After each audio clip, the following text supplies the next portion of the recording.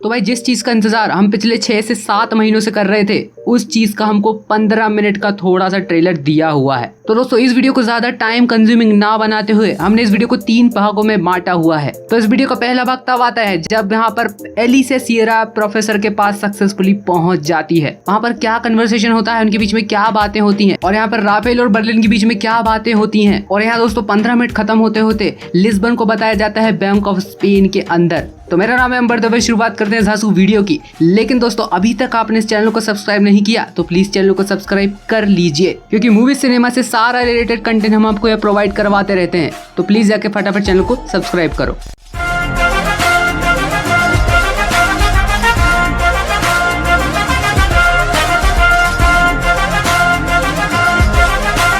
और दोस्तों इस एपिसोड की शुरुआत हो जाती है जहाँ एलिसा सियरा प्रोफेसर के पास पहुंचने ही वाली है, और उसके मन में दोस्तों एक ही बात चल रही है कि अब एलिसा सियरा को पूरा इल्जाम अपने बलबूते पर लेना होगा, और सीएनआई के लिए प्रियतो को इसका इल्जाम अपने सर लेना होगा, लेकिन यहाँ पुलिस के लिए तुम्हें इल्जाम अपने सर लेना होगा। और दोस्तों यहाँ पूरा एपिसोड फ्लैशबैक पर चालू होता है, और यहाँ पर एलिसा सियरा का पहला डायलॉग आता है। यहाँ पर वो कहती हैं कि मुझे शूट करने पर मजबूर मत करो, मैं तुम्हें मारने के लिए वैसे ही मर रही हूँ। मैं वाइफ हूँ एक मरे हुए इंसान की, साथ ही में एक बदनाम पुलिस ऑफिसर, और मैं उनके लिए टॉर्चरर हूँ जो कि मुझसे प्यार करते हैं, और इन सब का धन्यवाद मैं तुम्हें ही देना चाहूंगी, यानी प्रोफेसर को, क्योंकि आने वाले 18 सालों में किसी को मेरी जरूरत है। और यहाँ अगले डायलॉग में एलिसा सियरा प्रोफेसर की थोड़ी बहुत बेइज्जती भी करती हैं कि तुम इसी जगह के लायक हो, क्योंकि तुम स्पेन की सबसे गंदी जगह पर रहते हो। और पिछले 6 से 7 महीनों से जिस सवाल का जवाब हम सब ढूंढने जा रहे हैं, उस चीज को प्रोफेसर ने खुद पूछ लिया कि तुम मेरे साथ आखिरकार करने क्या वाली हो। और यहाँ पर एलिसा सियरा कहती हैं कि मैं यहाँ पर तुम्हारे प्लान की लगाने आई हूँ। साथ ही में प्रोफेसर को ये भी धमकी देती हैं कि तुम्हें टेररिज्म के चार्ज में अंदर करवाऊंगी, और पूरी जिंदगी तुम्हें जेल में बितानी पड़ेगी। क्या दिन और क्या रात तुम्हें खुद को समझ में नहीं आने वाला है।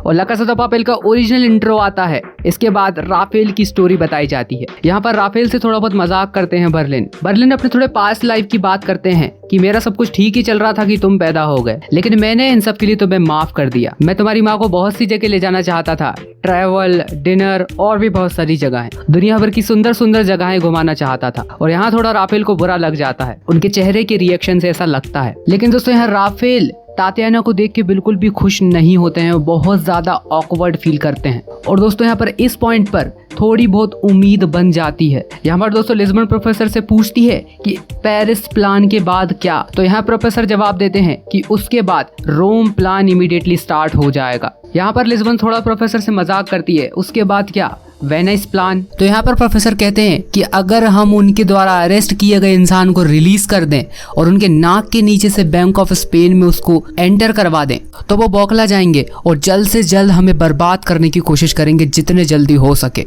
और यहाँ पर दोस्तों वो अपना बेस्ट वेपन यूज करने वाले हैं। और वहीं लिस्बन रिस्पॉन्ड करती है आर्मी। तो दोस्तों इन सबसे ये चीज तो क्लियर हो जाती है कि यहाँ प्रोफेसर को पहले से ही पता था कि यहाँ पर पुलिस का अगला हथकंडा आर्मी होने वाली है। और उसके अगले ही सीन में यहाँ पर सोरेस बैकअप टीम की डिमांड करते हैं तमायो से, लेकिन यहाँ पर उसको डिनाई कर दिया जाता है और सोरेस से बोला जाता है कि ये सब पुलिस के बस का नहीं है, अब ये आर्मी ही संभालेगी। लेकिन यहाँ पे एंजल रूबियो ये कहता है कि ये एक सिविल मैटर है और इसमें पुलिस ही करेगी जो कुछ करेगी। लेकिन दोस्तों यहाँ पर तमायो कहते हैं कि ये नेशनल सिक्योरिटी का मैटर है। और दोस्तों जैसा कि आपको याद होगा, यहाँ पर नेशनल सिक्योरिटी के सबूत यहाँ पर हाईएस्ट मेंबर के पास रखे हुए हैं जो कि वो कभी भी यूज कर सकते हैं।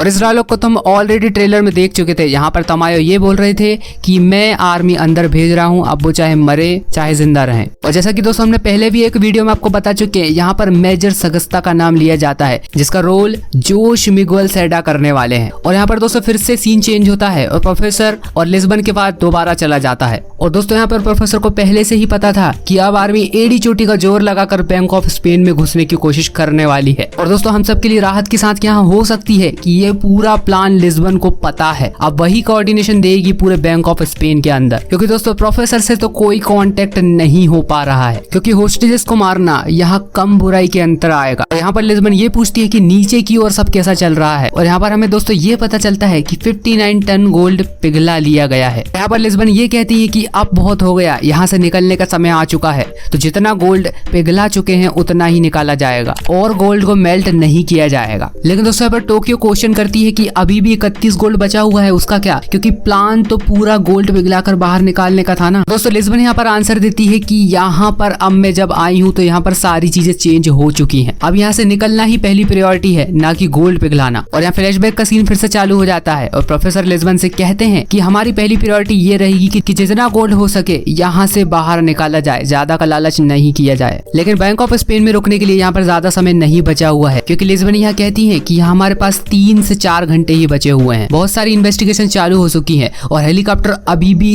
हवा में घूम रहा है। वहीं दूसरी ओर हेलीकॉप्टर के लिए अफरा तफरी हो रही है पुलिस डिपार्टमेंट में। साथ ही में दोस्तों से F-18 प्लेन से शूट डाउन करने की बात भी हो रही है, लेकिन दोस्तों तमायो डिनाई कर देता है, क्योंकि हमें पायलट जिंदा चाहिए। और यहाँ पर हेलीकॉप्टर को लैंड करने के ऑर्डर्स दिए जाते हैं कि इमीडिएटली कैसे भी करके हेलीकॉप्टर को लैंड करो। तमायो का प्लान ये है, जैसे ही हेलीकॉप्टर लैंड होगा हम वहां पर होंगे और उस पायलट को पकड़ लेंगे। वहीं औरतों के ऊपर गन तानने के बाद मलीना से बचता हुआ कॉरिडोर में घिसता रहा है और यहाँ मलीना को ये कहा जाता है कि तुम अपनी आइडेंटिटी कभी भी रिवील नहीं करोगी, तुम होस्टेज हो और होस्टेज ही रहोगी। और यहाँ मोनिका कस्तम्बेदे और डेनवर के बीच थोड़ी बहुत बहस हो जाती है, क्योंकि औरतों तो रोमान की साइड लेने लगती है मोनिका कस्तम्बेदे। उनसे वो कहती है कि M16 के साथ औरतों तो यूजलेस है, वो कुछ भी नहीं कर सकता। लेकिन यहाँ डेनवर बहुत ज्यादा गुस्सा हो जाते हैं कि औरतों तो कर ही क्या सकता है, औरतों ने एमेंडा के रेप भी नहीं किया, औरतों ने अभी तक कोई भी मुसीबत खड़ी नहीं की, बहुत अच्छा है औरतों तो। और यहाँ मोनिका कस्तम्बेदे थोड़ी बहुत सिंसिनाटी की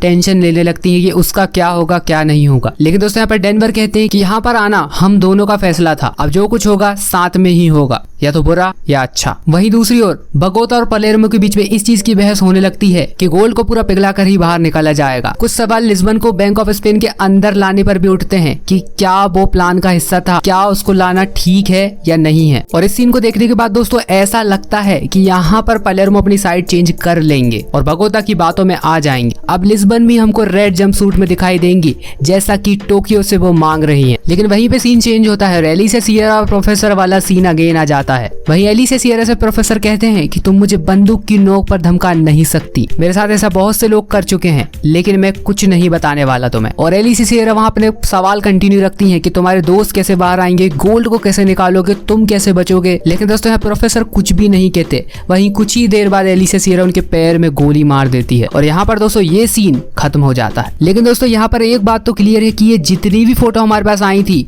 ये इसी एपिसोड की थी। अब या तो दोस्तों ला काज़ा दे पापेल ने जेन्युइनली इस 15 मिनट के एपिसोड को रिलीज किया है, या हो सकता है कि उनकी मजबूरी रह गई हो, क्योंकि दोस्तों ऐसा हो सकता है कि यहाँ पर 15 मिनट की क्लिप ये रिलीज हो गई हो और यहाँ पर उन्हें मजबूरन इस 15 मिनट की क्लिप को रिलीज करना पड़ा हो। बाकी आप क्या कहते हैं दोस्तों इस बारे में कमेंट बॉक्स में जरूर बताइए। बाकी दोस्तों एली से सियरा प्रोफेसर को जमकर टॉर्चर तो करने वाली है, लेकिन एक लिमिट तक, क्योंकि दोस्तों हमने एली से सियरा की इस होश उड़ने वाली फोटो को भी देखा है। यहाँ पर हो सकता है कि स्टोरी का बहुत बड़ा टर्निंग पॉइंट हो। बाकी दोस्तों इस वीडियो को यहीं पर खत्म करते हैं। कैसा लगा आपको ये वीडियो? अगर अच्छा लगा हो तो प्लीज लाइक करना। बाकी मिलता हूँ मैं आपसे अगले ही एक वीडियो में, तब तक के लिए बाय।